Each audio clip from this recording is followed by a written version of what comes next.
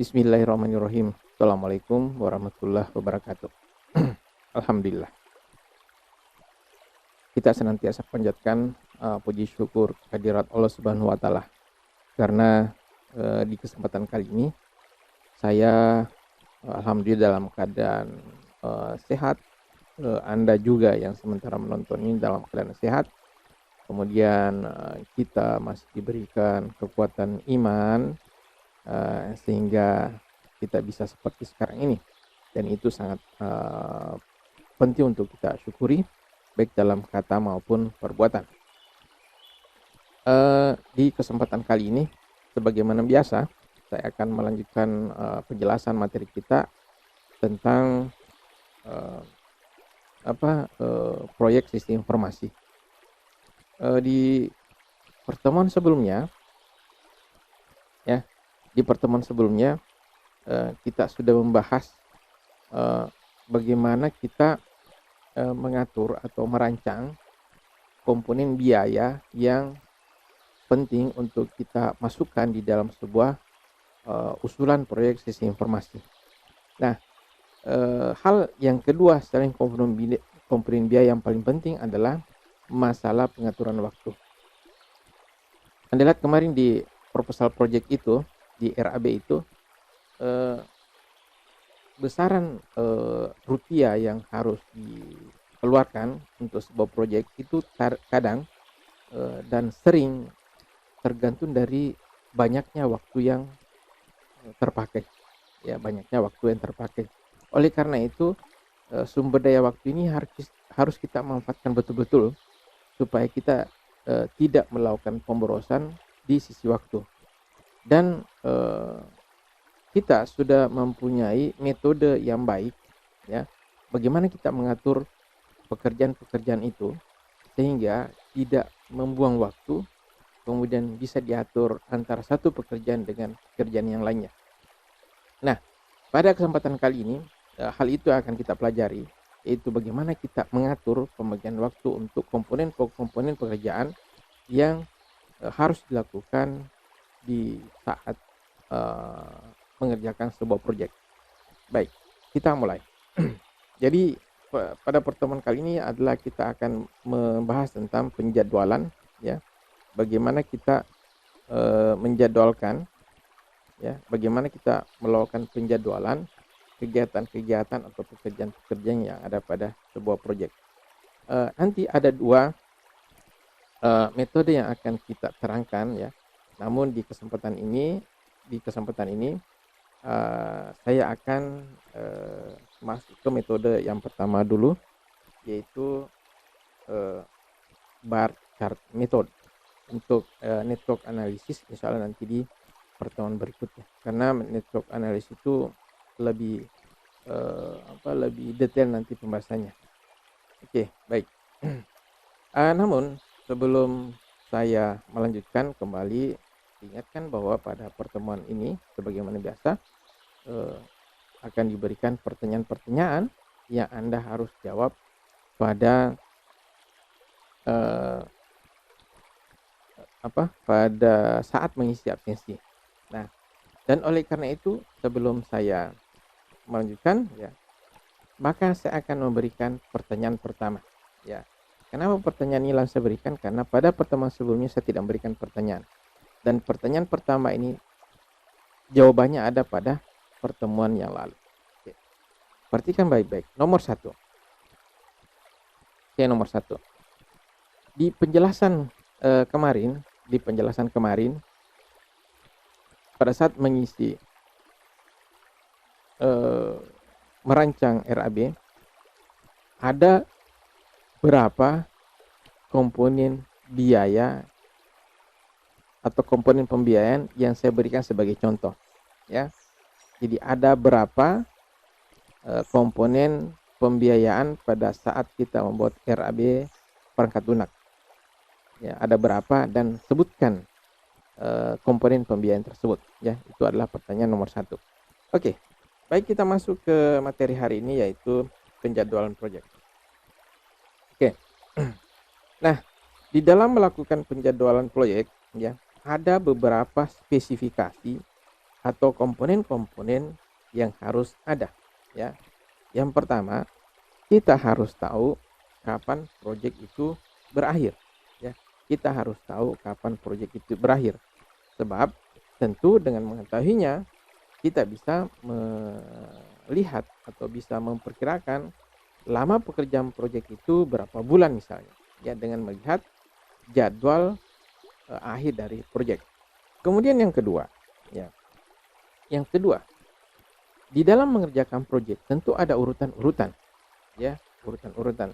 Pada pertemuan sebelumnya, ketika kita membuat RAB, saya sudah sampaikan bahwa khusus untuk pembuatan aplikasi, biasanya kita mengacu kepada metode rekayasa perangkat lunak, ya. Misalnya ada analisis, ada desain, ada coding dan seterusnya, itu kan berurutan. Nah, jadi itu adalah urutan rangkaian pekerjaan, ya.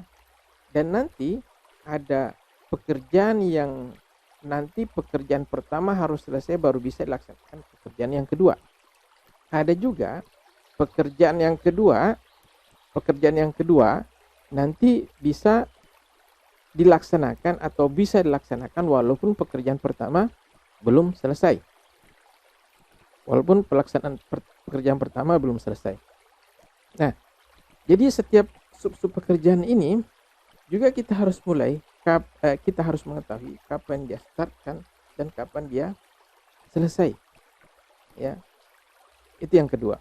Kemudian yang ketiga, hal yang harus kita ketahui, ya, spesifikasi pekerjaan, yaitu bagaimana menunjukkan pekerjaan-pekerjaan yang memiliki waktu terlama untuk satu proyek, ya. Jadi nanti kita bisa melihat sub-sub pekerjaan itu ada pekerjaan yang memiliki waktu terlama dan ada namanya jalur kritis. Ya. Jalur kritis ini yang paling penting sebenarnya, ya. Sebab dengan mengetahui jalur kritis, maka kita bisa tahu pekerjaan mana yang tidak boleh terlambat dilakukan. Pekerjaan mana yang tidak boleh terlambat dilakukan. Ya. Itu kenapa kita harus mengetahui jalur kritis. Sebab jika pada jalur kritis ini ada satu pekerjaan yang terlambat selesai, maka proyek secara keseluruhan juga akan mengalami keterlambatan. Ya. Itu yang ketiga. Yang keempat, bagaimana menentukan pekerjaan-pekerjaan yang dapat ditunda, ya, dan berapa lama pekerjaan tersebut bisa kita tunda, ya. Berapa lama pekerjaan kita bisa tunda. Jadi selain ada jalur kritis di mana pekerjaan di jalur itu tidak boleh telat selesai, ada juga pekerjaan di luar jalur kritis. Nah, pekerjaan di luar jalur kritis ini biasanya boleh terlambat. Cuma keterlambatannya juga ada waktu yang maksimal. Kemudian yang kelima, bagaimana menetapkan pekerjaan-pekerjaan yang harus mendapatkan perhatian khusus. Jadi ada pekerjaan yang pokoknya strong, ya, tidak boleh terlalu cepat, tidak boleh terlalu lambat, tidak boleh terlambat, tidak boleh juga lebih cepat selesai, tidak boleh, harus betul-betul pas. Nah, itu kita bisa lihat nanti, karena dengan demikian kita mengetahui pekerjaan itu, maka kita bisa memberikan perhatian khusus pada bagian pekerjaan itu, misalnya dengan memberikan sumber daya tambahan di situ. Apakah orang atau sumber daya yang lainnya, peralatan, uang dan sebagainya. Oke. Jadi itu 5 spesifikasi pekerjaan yang harus kita perhatikan di dalam proyek. Oke. Kemudian berikutnya, tujuan penjadwalan. Kenapa sih penjadwalan itu penting? Ya, kenapa penjadwalan penting? Namun sebelum saya lanjut, pertanyaan kedua. Tadi saya sudah sampaikan tentang jalur kritis. Pertanyaan nomor 2.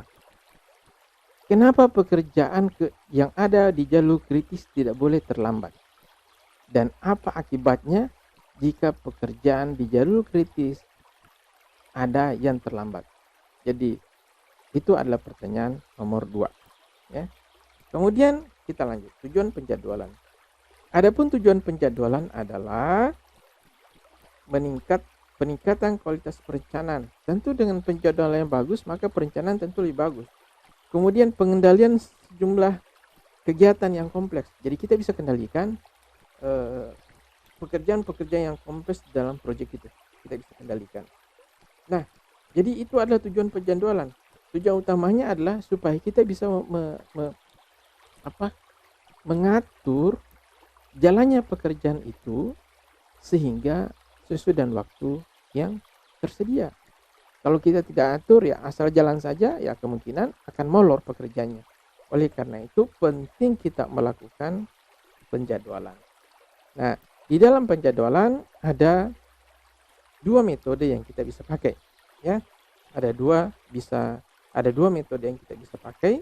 Ada namanya metode Bagan-Balog atau bar chart ya, bentuk semacam grafis ya, bukan grafik ya, grafik. Kemudian yang kedua menggunakan analisis jaringan kerja atau network analysis. Yang akan kita terangkan ini adalah yang pertama dulu di kesempatan pertemuan kali ini. Untuk yang kedua kita akan lanjutkan di pertemuan berikutnya karena agak panjang. Oke. Namun sebelum masuk di penjelasan selanjutnya, saya akan sampaikan soal nomor 3. Soal nomor 3. Soal nomor 3. Pada saat kita tadi sudah diterangkan bahwa ada jalur kritis yang ada jalur kritis. Kemudian ada juga jalur non kritis ya.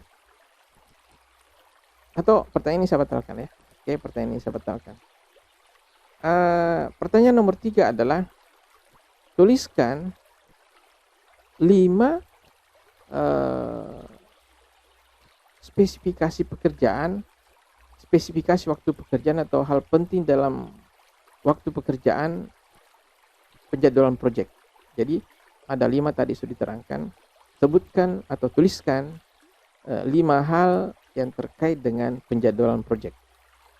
Ya, sebutkan 5 hal yang terkait dengan penjadwalan proyek. Itu adalah soal nomor 3. Soal nomor 3.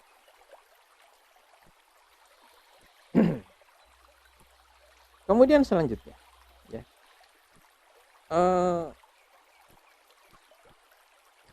Penjadwalan ini, ya, dua metode penjadwalan ini ya, itu akan menyajikan perencanaan dan pengendalian, khususnya kegiatan proyek yang secara sistematis dan analitis untuk mendapatkan efisiensi dan efektivitas pekerjaan. Jadi dengan dibuatnya penjadwalan proyek, ya, dibuatnya penjadwalan ini, maka kita mengharapkan bisa mendapatkan perencanaan yang baik. Kita bisa mendapatkan perencanaan yang baik. Kita bisa melakukan pengendalian yang baik di dalam kegiatan proyek. Kemudian proyeknya berlangsung secara terjadwal dan secara sistematis. Ya, itu itu manfaat dari pembuatan penjadwalan proyek. Kemudian sekarang kita masuk ke metode yang pertama di dalam penjadwalan proyek, yaitu metode bar chart method atau Gantt chart. Ya. Nah, yang pertama tujuannya adalah untuk mengidentifikasi. Nah, ini poin-poin penting di dalam diagram ini, yaitu unsur waktu. Ya, satu yang paling penting adalah kita harus identifikasi unsur waktu, kemudian urutan rencana kegiatan. Nah, kita harus tahu sepanjang perjalanan proyek urutan pekerjaannya apa saja. Ya, kalau kita berbicara tentang rekayasa perangkat lunak, mungkin kita mulai dari requirement dulu, kemudian analisis, kemudian desain, kemudian coding dan seterusnya. Kita harus tahu itu. Kita harus tahu urutan pekerjaan. Ya. Ketika ditanya tentang pekerjaan-pekerjaan yang dilakukan di rekayasa perangkat lunak, Anda bisa menjawab misalnya ada testing, ada coding, ada desain dan seterusnya. Betul, itu adalah pekerjaan yang ada di rekayasa perangkat lunak. Tetapi itu belum berurut. Ya, mengetahui urutan pekerjaan tentu sangat penting di dalam penjadwalan. Oke. Kemudian yang ketiga, urutan rencana ya. Selain urutan rencana, ada juga waktu mulai dari setiap pekerjaan itu atau starting time, kemudian waktu penyelesaiannya ya, serta pelaporan atau reporting. Jadi ada unsur waktu, di mana di situ ada waktu setiap akhir dan awal dan akhir setiap pekerjaan. Yang kedua, jenis-jenis pekerjaan ya. Kemudian yang ketiga, urutan dari pekerjaan itu ya, urutan dari pekerjaan itu. Nah, untuk untuk bar chart ini ya, secara definisi, oh ya, sebelum kita masuk definisi, saya akan memberikan pertanyaan nomor berapa ya?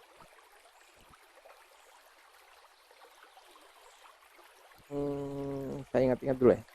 Tadi nomor 1, nomor 2,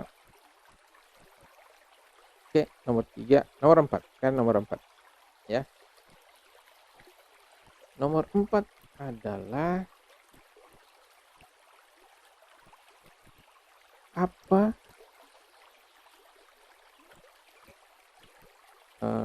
metode, sebutkan 2 metode yang dipakai di dalam membuat penjadwalan.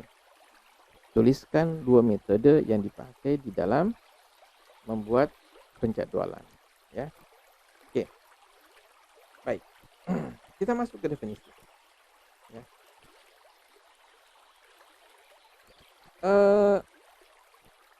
Metode bagan bar chart atau bagan yang berbentuk balok itu adalah bagan yang berbentuk horizontal, yang mana bagan horizontal tersebut menggambarkan pekerjaan proyek berdasarkan kalender ya, menggambarkan pekerjaan proyek berdasarkan kalender. Nah, tiap batang mewakili satu pekerjaan, suatu sub pekerjaan. Jadi ada proyek, kemudian di proyek itu ada pekerjaan A, pekerjaan 1, pekerjaan 2, pekerjaan 3 dan seterusnya. Nah, setiap batang ini mewakili satu jenis pekerjaan yang ada di dalam proyek. Ya. Di mana pekerjaan itu disusun secara vertikal.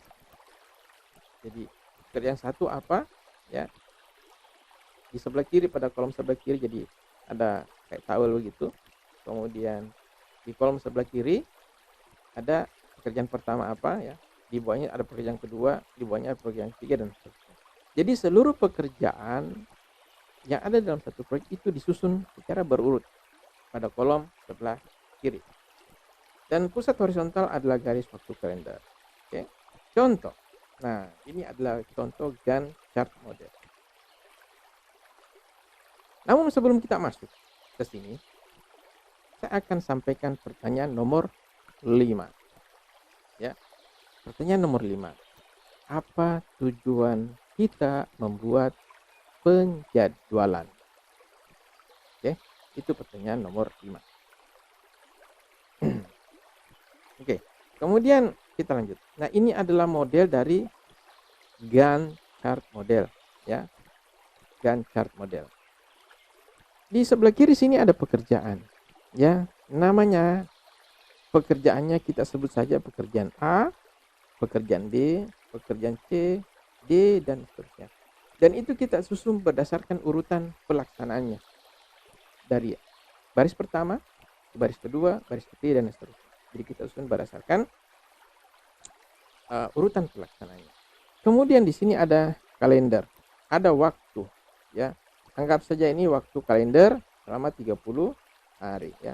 Kalau pakai bulan ya di sini tentu bulan ya, disesuaikan saja. Oke. Nah, misalnya pekerjaan A dilaksanakan sebanyak mungkin ya, kalau sini 8 hari. 8 hari ya. Ini pekerjaan A. Maka kita buat seperti ini adalah pekerjaan A. Kemudian pekerjaan B. Nah, ini adalah pekerjaan B. Ternyata pekerjaan A dan pekerjaan B itu dilaksanakan secara bersamaan, ya, bersamaan. Jadi pekerjaan A dan pekerjaan B bisa dilaksanakan secara bersamaan.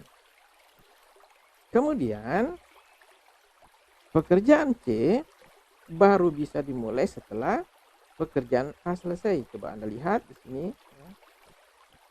Oke. Nah, lihat garisnya. Artinya nanti ini selesai, baru ini mulai, baru D juga bisa mulai. Artinya pekerjaan C dan D itu bisa dimulai secara bersamaan. Ya, secara bersamaan. Kemudian, ya, begitu seterusnya. Jadi mungkin ini grafisnya kurang pas ya. Seperti ini misalnya ya. Ya, ini harusnya misalnya ini dimulai kapan setelah pekerjaan apa. Jadi ini mungkin ada kelonggaran waktu di sini. Ini kan disebut dengan ini flag ya. Ada kelonggaran waktu untuk pekerjaan B bisa selesai. Kalau ini harus pas-pas. Yang ini nih harus pas ya. Begitu juga dengan ini harus pas. Saya hapus dulu ya. Kita lihat pekerjaan-pekerjaan yang harus pas ya. Misalnya ini ya. Ini pekerjaan yang harus pas. Kenapa? Kenapa harus pas? Karena pekerjaan D menunggu. Pekerjaan C dan D menunggu. Ya. C dan D baru bisa dimulai apabila A selesai. Sehingga kalau misalnya A molor sampai di sini, nanti yang ini juga akan molor mulai dari sini. Ya. Begitu. Nah, ini adalah pekerjaan-pekerjaan yang tidak boleh ditunda. Penyelesaiannya harus betul-betul pas. Pekerjaan A harus pas. Kemudian begitu juga dengan misalnya yang ini. Dimulai setelah pekerjaan A selesai dilakukan. Ya. Demikian juga dengan ya mungkin ini kesalahan grafis ya. Harusnya ini misalnya ya. Ya mungkin ya.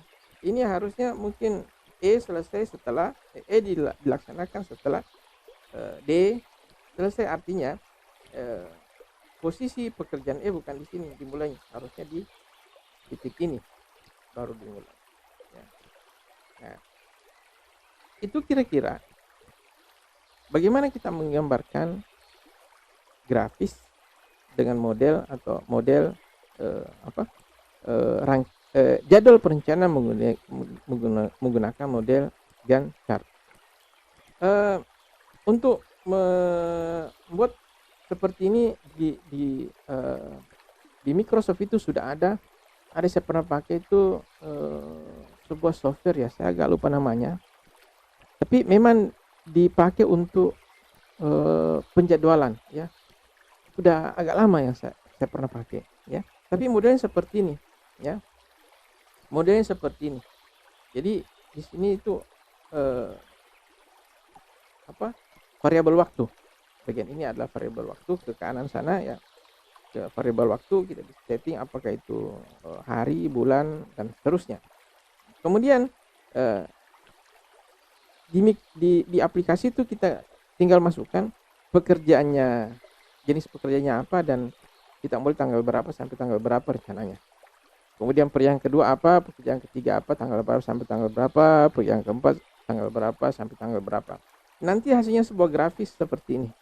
Jadi kita tidak menggambarkan secara manual, tetapi aplikasi langsung menyusun balok-balok ini sesuai dengan jadwal yang kita masukkan, sehingga akan kelihatan, oh pekerjaan ini tidak boleh terlambat selesai. Pekerjaan ini dan pekerjaan ini itu bisa diselesaikan secara bisa dimulai secara bersamaan. Ya, ini kan dimulai bersamaan, ini dimulai bersamaan. Ya, itu adalah contoh dari Gantt chart model. Ya. Baik. Kemudian pertanyaan nomor pertanyaan nomor 6 ya. Pertanyaan nomor 6. Komponen apa yang harus kita masukkan pada diagram penjadwalan ya, metode bar chart. Komponen apa yang harus kita masukkan pada model Gantt chart ya, tadi sudah dijelaskan. Oke, itu tadi ya, bagaimana kita melihat atau melakukan penjadwalan. Saya kira ini mudah sebenarnya ya, mudah sebenarnya. Tetapi lebih mudah lagi kalau Anda menggunakan aplikasi manajemen project yang saya sampaikan tadi ya. Oke. Kemudian berikutnya kita akan membahas network analysis, tapi ini untuk pertemuan berikutnya ya. Ya, seperti ini. Apalagi saya punya 2 file yang saya harus jelaskan ya. Ini satu. Kemudian yang satunya lagi ini lumayan, ada berapa?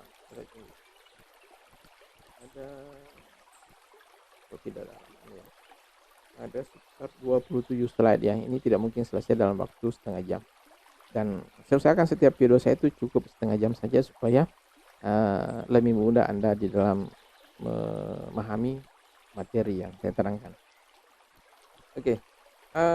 Jadi untuk penjelasan kali ini cukup sampai di sini dulu, dan ya kita lanjutkan insya Allah bar chart network analysis atau biasa juga fishbone kalau saya menggunakannya network planning dan network planning diagram. Kalau ini pakai network analysis ya.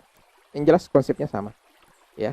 Baik, saya kira begitu untuk pertemuan kali ini. Insya Allah kita akan lanjutkan penjelasan berikutnya di pertemuan berikutnya.